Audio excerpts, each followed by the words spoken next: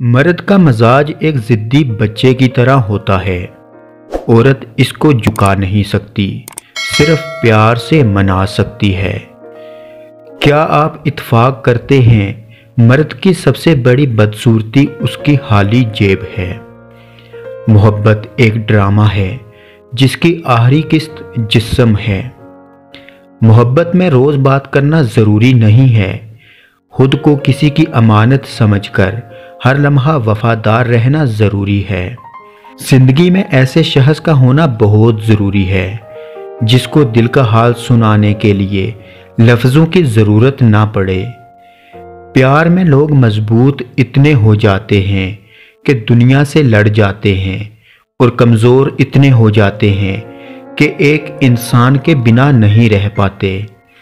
ज़िंदगी में कभी उस इंसान को मत खोना जो गुस्सा होने के बावजूद भी आपको अकेला ना छोड़े।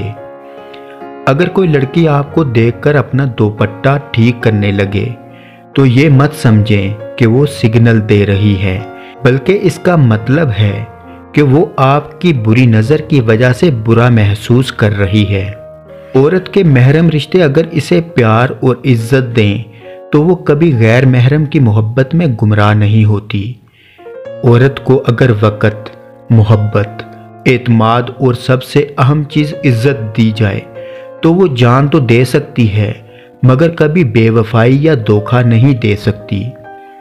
औरत जब मोहब्बत करने पे आती है तो सब कुछ हार जाती है।